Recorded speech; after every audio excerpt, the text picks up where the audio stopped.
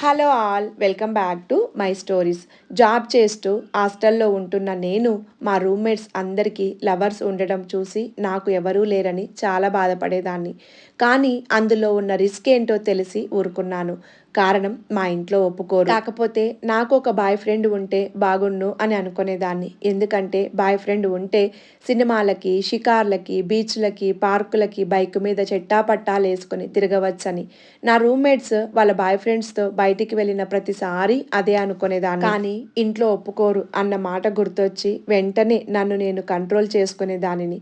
నాకు వచ్చేవాడు నన్ను కూడా అందరి బాయ్ ఫ్రెండ్స్ లాగానే ఎంతో బాగా ప్రేమగా చూసుకోవాలని కలలు కనేదాన్ని. కనీసం పెళ్లి ముందు ఇద్దరం బాగా మాట్లాడుకోవాలని, పెళ్ళయ్యాక ప్రేమికులలాగా ఉండాలని అనుకునేదాన్ని. అలా ఉండగా ఇంటి నుంచి ఫోన్ వచ్చింది, వెంటనే ఊరికి రమ్మని. అంతే, మర్నాడు రాత్రికే బయలుదేరి ఊరికి వెళ్ళాను. నేను ఇంటికి వెళ్ళేసరికి ఇల్లంతా అందంగా అలంకరించి ఉంది. ఏమైనా పండగ అంటే ఏమీ లేదు. మరి ఎందుకబ్బా ఇలా చేశారు? పోనీ ఏదైనా ఫంక్షన్ ఏమో అనుకుంటే నాకు చెప్తారు కదా. మరి ఏదీ కాకుండా ఏమై ఉంటుందా అని ఆలోచిస్తూ ఉన్నాను. గుమ్మంలో అడుగు పెట్టగానే ఎలా ఉన్నావు, ఏంటి అంటూ ప్రశ్నోత్తరాల కార్యక్రమం పూర్తి అయ్యాక ఫ్రెష్ అప్ అయి తొందరగా తయారై రమ్మని అన్నారు.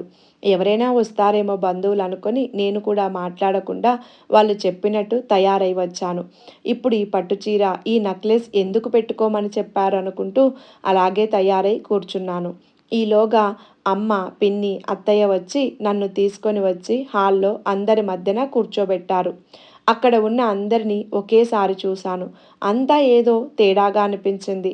అప్పుడు కానీ అర్థం అవ్వలేదు నాకు పెళ్లి చూపులు ఏర్పాటు చేశారని. అబ్బాయి తరఫు వాళ్ళు నన్ను నీ పేరేంటి, ఏం చేస్తున్నావు, ఎంత వస్తుంది, ఎక్కడ ఉంటావు ఇలా ప్రశ్న మీద ప్రశ్న వేస్తూ విసిగిస్తూ ఉన్నారు. అంతేకాకుండా పెళ్ళైతే ఉద్యోగం మానేస్తావా అని కూడా అడిగారు. అప్పుడే అనుకున్నాను, పెళ్ళికి ఉద్యోగానికి సంబంధం ఏంటి అని. ఈ సంబంధం వద్దు అని చెప్పాలనిపించింది. అబ్బాయి చూడగానే బాగున్నాడు. కానీ వాళ్ళ అమ్మా నాన్న ఎంత చెప్తే అంతలా ఉన్నాడు. అబ్బాయిని అడిగారు అమ్మాయి నచ్చిందా అని. వాళ్ళ అమ్మా నాన్న వైపు చూసి మీ ఇష్టం అన్నాడు చిన్నగా నవ్వుతూ. ఇంకేం, అబ్బాయి బాగున్నాడు, మంచి ఉద్యోగం అంటూ అమ్మ వాళ్ళందరూ పెళ్ళికి ఒప్పేసుకున్నారు నా అభిప్రాయం అడగకుండానే. ఒకసారి తనతో మాట్లాడాలి అని అనుకునే లోపే పంతులు గారు శుభస్య శీఘ్రం అనేసరికి తాంబూలాలు మార్చేసుకున్నారు ఇద్దరు. ఇంకేముంది, 10 రోజుల్లో మంచి ముహూర్తం కూడా పెట్టేశారు. నాకైతే చాలా కోపం వచ్చింది. నా అభిప్రాయంతో ఎవరికి పని లేదా అని, నా పెళ్ళికి నా అంగీకారం లేకుండా ఎలా చేస్తారు అని బాగా అరిచాను. కానీ ఎవ్వరూ పట్టించుకోలేదు నా మాట. అబ్బాయి ఫోన్ నెంబర్ కూడా తెలియదు. పోనీ కనీసం ఫోన్ చేసి మాట్లాడడానికి. అది కాకుండా 10 రోజుల్లోనే పెళ్ళి అనేసరికి అన్ని పనులు ఒకేసారి నెత్తి మీద వచ్చి పడ్డట్టయింది. షాపింగ్, బట్టలు, బంగారం, నగలు కొనటం ఇవే సరిపోయాయి. కార్డులు వేయించడం అయ్యాక ఒక కార్డు తీసుకొని వచ్చి చూపించారు నాన్న. ఆ కార్డులో చూశాను అతని పేరు వంశీ అని. అప్పటి వరకు తన పేరు కూడా తెలియదు నాకు. అలా అతనితో ఏమీ మాట్లాడకుండానే మా పెళ్ళి జరిగిపోయింది. నాకైతే బాగా కోపంగా ఉండేది. కనీసం తను కూడా నా ఇష్టం తెలుసుకోలేదని. అయిష్టంగానే కొన్నాళ్ళు గడిచింది. పెళ్ళికి ముందు ఊహించుకున్న జీవితం వేరు, ఇప్పుడు ఉన్న జీవితం వేరు. దేవుడా, ఎందుకు నాకు ఇలా చేశావు? నేనేం పాపం చేశాను? నేను అడిగింది ఏమిటి, నువ్వు ఇచ్చింది ఏమిటి అని దేవుణ్ణి మొరపెట్టుకునేదాన్ని. మా పెళ్ళైన 2 నెలలకే నా పుట్టినరోజు వచ్చింది. అప్పుడు నా కోసం ఒక డైమండ్ రింగ్ కొని గిఫ్ట్గా ఇచ్చారు మా వారు. అప్పుడే తెలిసింది నేనంటే తనకి అంత ఇష్టం ఉంది అని.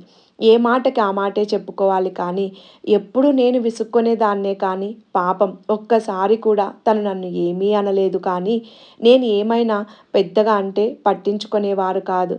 ఆ రోజు ఆ ఉంగరం నా చేతికి తొడుగుతూ ఐ లవ్ యూ అని పెళ్లి చూపుల్లోనే తనకు నేను నచ్చేశానని చెప్పారు.